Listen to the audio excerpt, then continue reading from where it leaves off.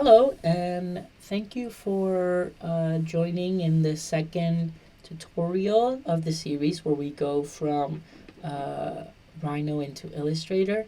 In this second tutorial, we are just going to talk about what you do when you import your line work from Rhino into Illustrator. We're gonna go a little bit into the um, Workspace. Talk a little bit about the um, live paint tool to add color, and then just some suggestions in how you can manage strokes and how you can manage your layers and playing with the line weights to really help communicate hierarchy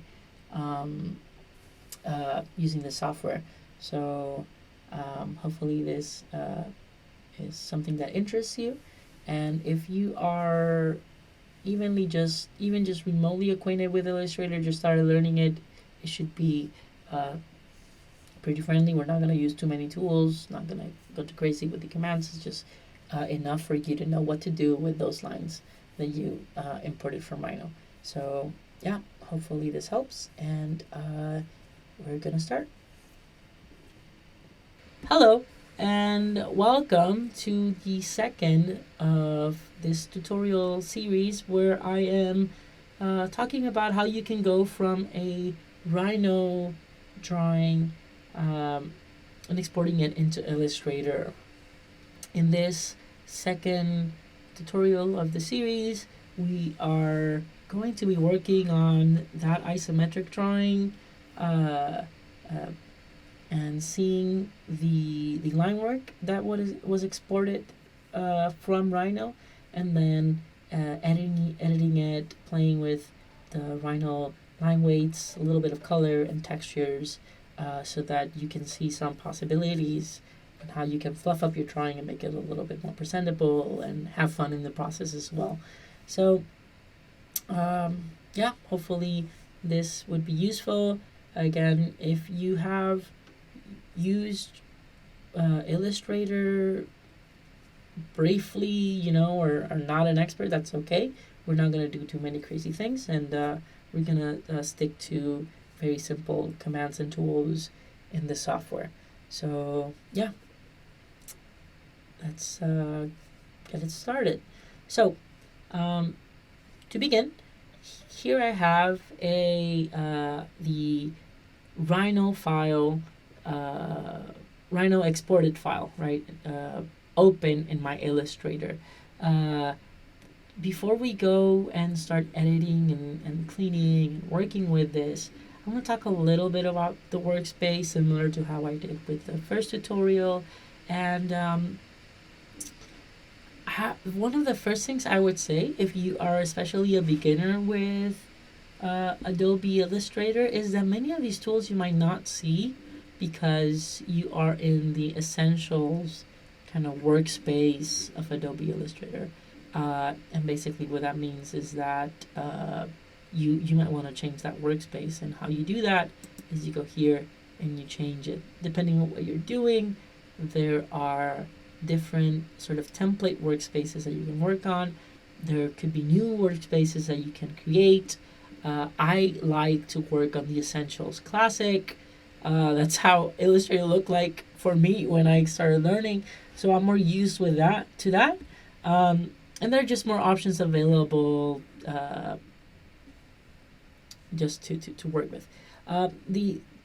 Let's say you click here, it still will not look necessarily how it looks for me right here. What I've done is that I've basically taken some of these panels and then I've just made their own individual windows, or smaller windows, because it's tools that I might be using more, right? We're going to be using swatches, we're going to be using strokes for the line weights, and we're going to, just like right now, we're going to want to be able to look at the layers. But there are some other tools that we might use, like color. You might want to look at the artboard. You might want to do something with pathfinders and whatnot. So those are available. And any kind of panel that is missing, you can find it here in Window. And you can add it. Let's say you might want the transform tool. You can, well, it's here, right? If it wasn't there, you could have added it, right? But there could be, let's say,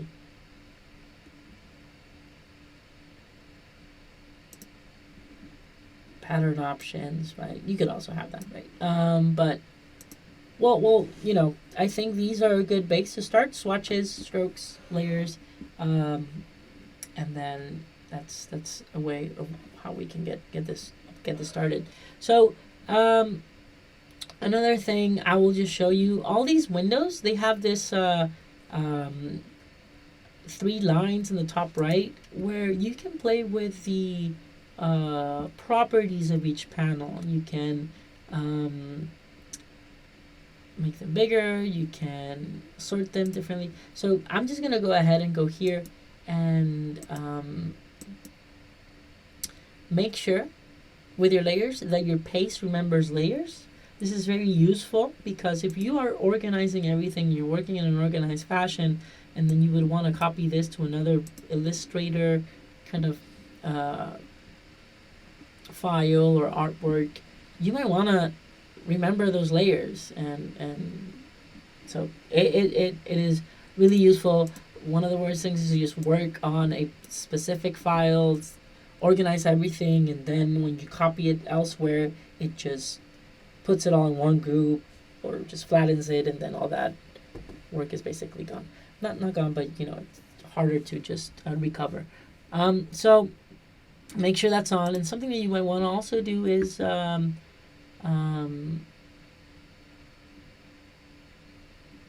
me just go to the panel options, and then maybe make this slightly bigger so that we can see it, right? And you'll notice that these sort of layers are the ones that were in from Rhino. So we got all the 4 layers from the ISO object thing that we exported, but it separated the visible curves, it separated from curves the scene silhouette, and then tangents. So the thing that I would just tell you is that you might want to reorganize these layers. How Illustrator and Photoshop and some of these other softwares work is that anything that is on top is going to show up, right? It's going to be closer to the foreground, and anything that is in the bottom here is going to be the lowest thing. So let's say we make a layer that would be like a background of some sort. We would want that to be down here and not up here, right? The reason being, let's say we would want to be working on a background that is like this color, right? Now that is underneath all the line work, right? If we had that layer up here, the line work we wouldn't be able to see it because it's on top, right? So that's just something to think about. I'm going to hide this. We're not using that just yet, or not really at this point, but it's important for you to know, right? So you can toggle them on, you can lock them so that they don't move, right? And it's very similar to how Photoshop behaves as well in terms of layers. So again, turning that off. So what layers would we want to have on top? We would want to have all the scene silhouette when we're working with isometric drawings. We would want a basically thinking of hierarchy. What are the darkest lines that I would want would be scene silhouettes, and what are the least important ones in terms of hierarchy? Any tangent lines, any lines that have to do with like more objects, like these stairs. You don't want them to be on top. You might want them to be much more subtle, right? So those tangent lines are gonna be bottom. Regular curves would be here, right? And if you were to make other layers for other curves, you could also move them to that location. right? Okay, so now that we have reorganized, well, if you notice, we have this silhouette of the design, right? And we also have the scene silhouette of the landscape, right? So it's kind of like these two overlay. And this is very similar to what had happened before, where in Rhino we had trimmed it. You could use the direct selection tool or type A and then just move it. But I'm not too stressed about this because this other scene silhouette is going to help close this gap right here, right? But let's say you might want to close this, you might want to join it. What I'm going to do, similar like we did in Rhino, we're going to copy this thing and then paste it and then move it into the scene silhouette, into this layer, right? This layer right here. So I'm going to copy. And Rhino has, sorry, not Rhino, and Illustrator has a few options in terms of your pasting. So you can see them here. You can paste in front, paste in the back, paste in place. I'm going to say, hey, I'm going to paste it in the back, right? And now we have, if I were to move it, it's right there, right behind it. The same thing would happen if it was placed in front and placed in place. It really just depends on how you're working with your layers, but in this case, it doesn't really matter. What really matters is that this line is in a layer different to this one. And I want to use this line, these lines, to complete what's missing with my red outline. So how do I move that, change that from a layer to a layer? It's different in the sense that it's not how with Rhino we could see the properties and change it with a toggling a box. But here, when you select anything in Rhino, it's going to tell you by this square in what layer that thing that you selected is on, right? If I were to turn on these things and I were to select this green line, it's going to say, oh, this green line is an object that is in this layer, right? So I'm gonna say, hey, I want one of these to now be in this layer. And it's as simple as dragging the square down to this other layer. And if you notice, it's quite small, but there's already that information added here. If I were to turn this off, now we have both these things in the same layer. So what I want to do is just show you two different ways you could start playing with how you edit and clean up a drawing in Rhino, in Illustrator, and then similar to like how in Rhino you could trim, there are different ways in how you can work with something similar to this.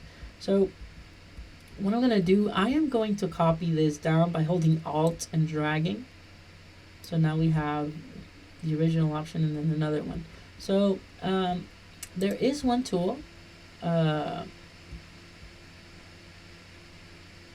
which is the scissor tool, the cut tool, right?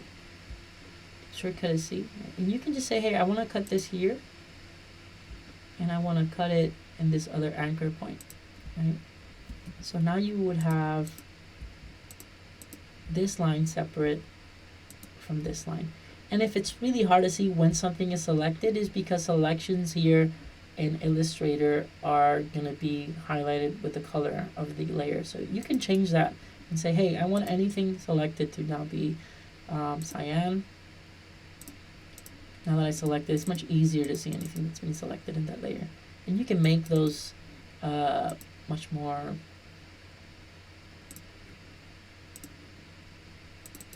obvious in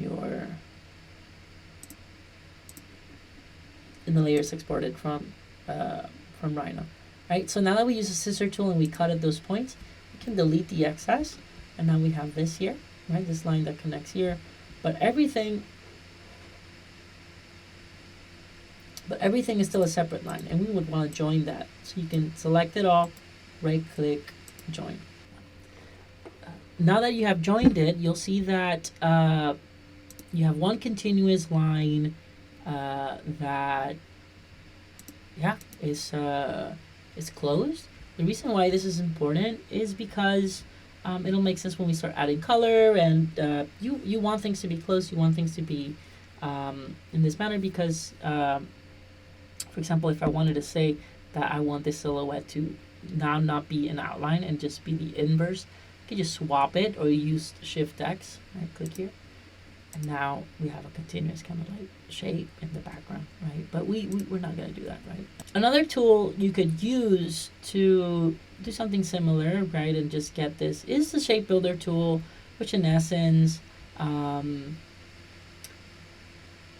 is a way of either creating new shapes or deleting lines by just anything that is intersecting or working together. Let's say I were to have all these rectangles, right?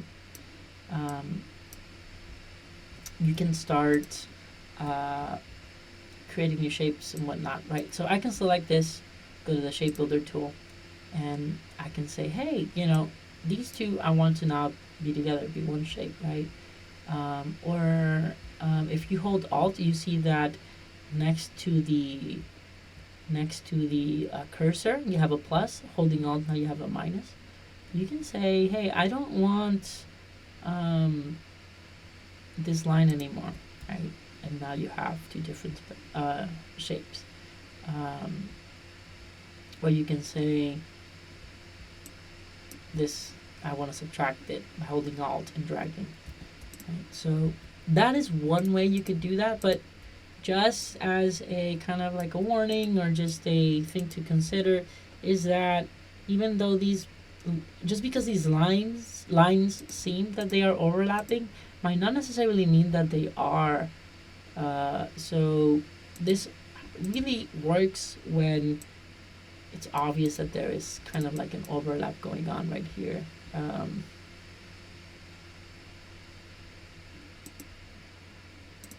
So if I were to select this and now use the shape builder tool, you can say, hey, this part of the line I don't want, this part of the line I don't want, this here, and we would have gotten something similar to what we had here, right? So that's just something to think about. How can you, I'm undoing, right? How can we know if things are intersecting? Kind of looks like it, but you can go here to view and just look at outline and then try to get a sense. But I don't think the type of it seems like it's connecting at that point, but I don't think that the type of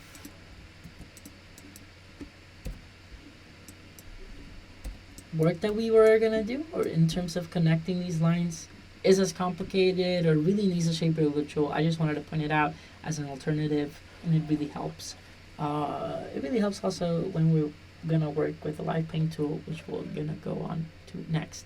So great, now we have a scene silhouette outline of the landform, and we have the scene silhouette of this object, right? And then we have these lines that are part of the construction of the rest of the design, and then we have some tangent lines that might be beneficial, right? So I'm gonna go ahead and select all this and talk about why it's so important to have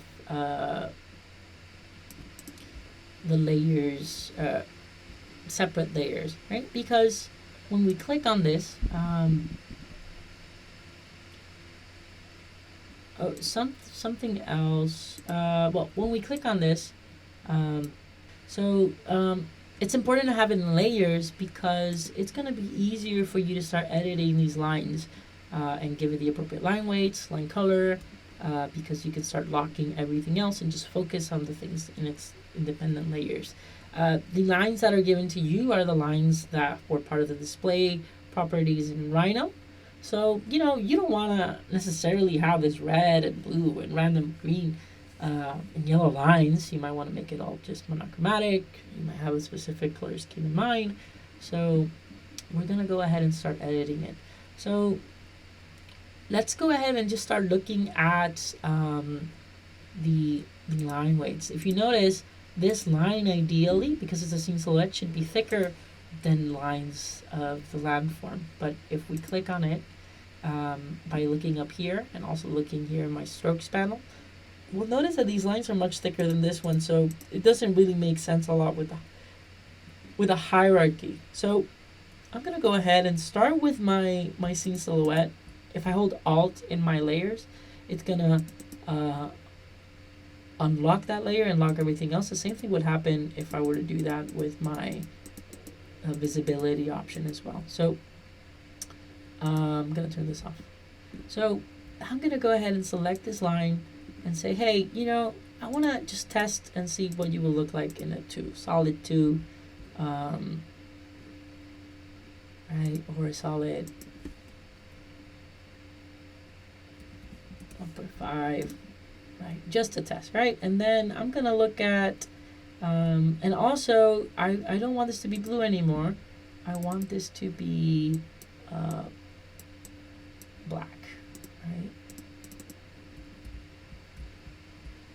Great.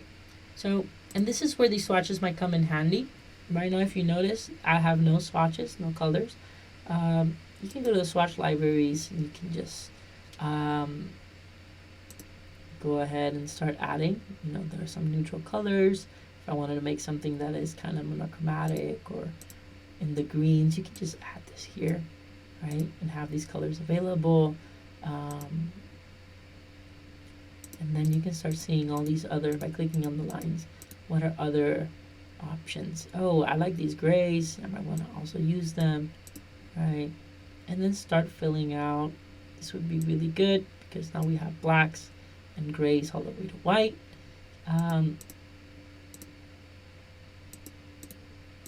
We got some gradients. We got some tints and shades. So all these, let's say you would want to be playing with these tints and shades. You can just click on it and it's slowly going to start adding them into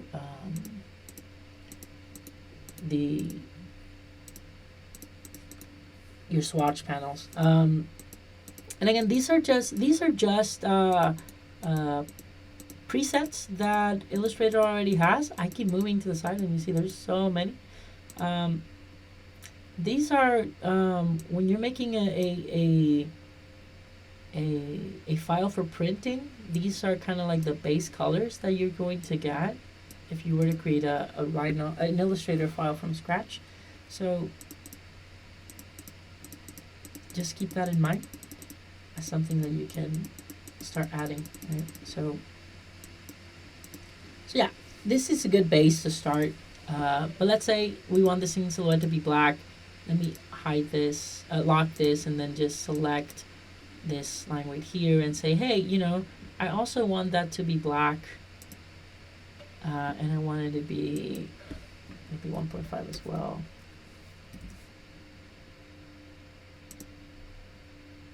Or maybe, I want this to be much more prominent than this in scene silhouette. You could do that. And then I am going to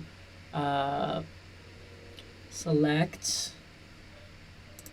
these, and you can just select all these lines and say, as a base, let's start making these lines a not black, somewhat lighter gray, and then just say these lines were way too thick, all of them. Let's make them 0.4, right? Okay, and then we have, I should have locked this layer. That's fine. I can select it. I can make it black.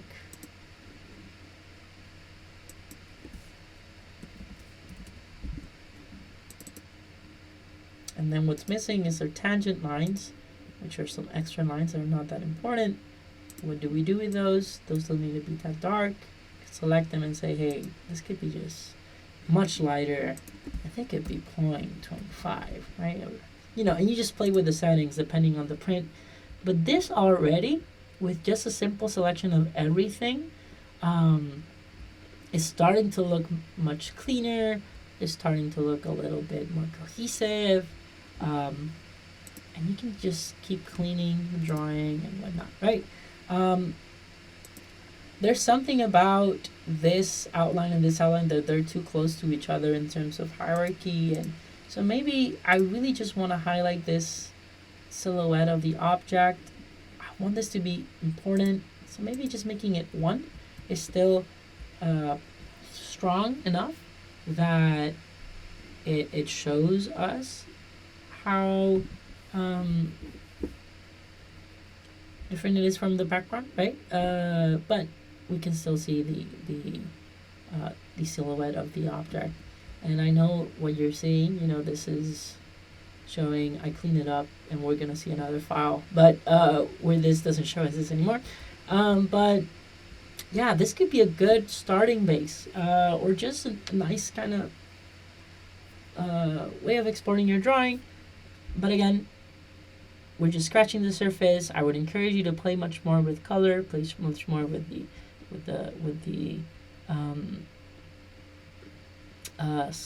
silhouettes, and the line weights of all these things. But it's good to think about, right? And also, your lines don't have to be black and gray. That's why you have all these silhouettes, these swatches, sorry. You can start saying, hey, let's see if I want to use this monochromatic kind of color scheme. I want these lines to now be this color, right? I want my silhouettes to be darker. And now I want my tangents to be much lighter, right? Similar kind of strength, but a further step with how you're playing with color, right? Now we can also select this background and say, hey, I want this background to be also within that family of colors, much lighter and whatnot. The important thing is, if I were to click on this right now, it's not going to change the base fill, because you got to make sure that your fill is on top. And what that means is, if I were to say I want this to be this pink, the outline is going to be pink because that's what was on top. So just make sure that this is here. Click there. Select it. Sorry. And now say, hey, this is what I want, And this is just, I know this doesn't look that great, but, just to play with it. You can play with the opacity and not. You can say, hey, I want this background to be this color. You can use the color guide to start seeing kind of colors that behave in a certain kind of scheme with it. So I want to use analogous 2 to just find a color that might work with that, Anyways, just a way of playing with color a little bit, right?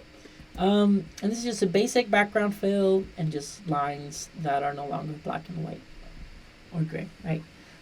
Great. So I'm going to go ahead and then show you one more thing. And this is just an introduction, and then another tutorial could be more in depth with this, but just as a way of getting you excited and just interested in playing with color. I'm going to go ahead and make a artboard. And what I'm going to do, I am going to select all this line work. And I'm going to use it as a base. I'm going to select Control Copy, Control C to copy, and then I'm going to use Paste in Place. The shortcut is Control Shift V, but you can also find it here. You can paste it in place. If you notice, I'm clicking on this artboard, and I'm going to paste it in place in the same location, right? What am I going to do? I'm not going to, bear with me, I'm not going to work with these, with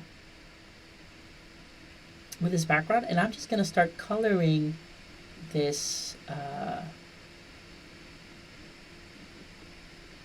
this object, right? So this would work with the Live Paint tool, which you will find right underneath the shape builder, or by just clicking, typing K, right? So what you're going to do, you're going to select your artwork, type K, and you're going to say, hey, I want to make this a Live Paint tool. The reason why I'm separating it is because I'm going to put the color underneath the line work. And then the other thing is that I'm going to say, hey, this, I'm going to make a layer. It's going to be called Live Paint. This selection, I'm going to make it go here, right, into this layer. So what happens is that now we have Illustrator is recognizing all these shapes where I can start filling up with color, right? So I'm going to go ahead and say, I'm going to go ahead and go to my swatches and then try to find like a, maybe this one, some other earth tones that I can start playing with. And I am going to say, hey, I want to start filling out with this color, right? Or I want to start filling out with a variation of that color. And by typing K, it's going to start filling out. You see this fill? Make sure that the fill square is on top. It's going to say, hey, I want, maybe I want to use this. I want these top faces to be this color. Right, and maybe these ones on the side to be the same color. And maybe these ones that are facing, I want to be like that. You just keep, who's that playing with that, right? And then maybe that's a way of you highlighting the design by just keeping it white, and then just the rest has some sort of color to it. Another thing you could do, I don't need this line weight because I already have it here. You might just want to say, hey, I don't want no lines, I just want the fills, and that's fine, right? You can do that. And now I can copy this and I can paste in place in this artboard. Edit, paste in place. And now we have that right underneath. You can also select this and say, hey, I want to play with the opacity. I don't want it to be that dark or that strong. I just want it to be very subtle. And now you have a way of playing with color that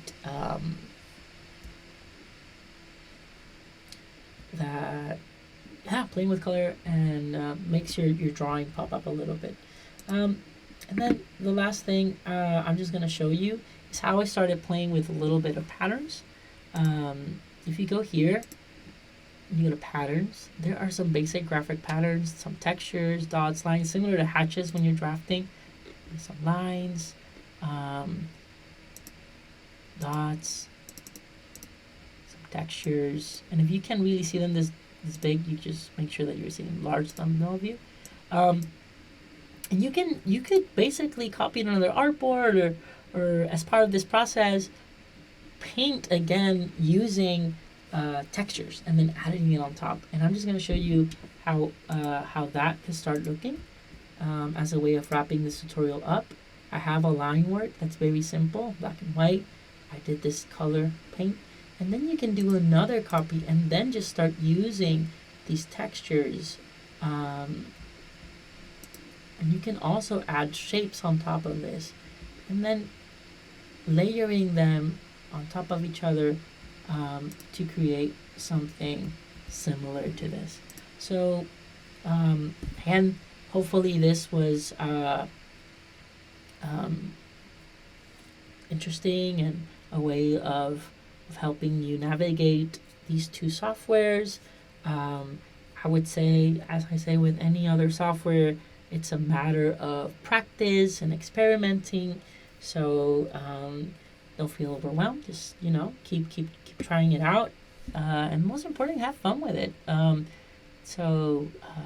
You should be, and eventually you will be in control of what you do with these softwares. So I am excited to see what you are able to produce. Hopefully this workflow helped, and yes, I that would be all. So thank you for listening in, joining in. Have a great one.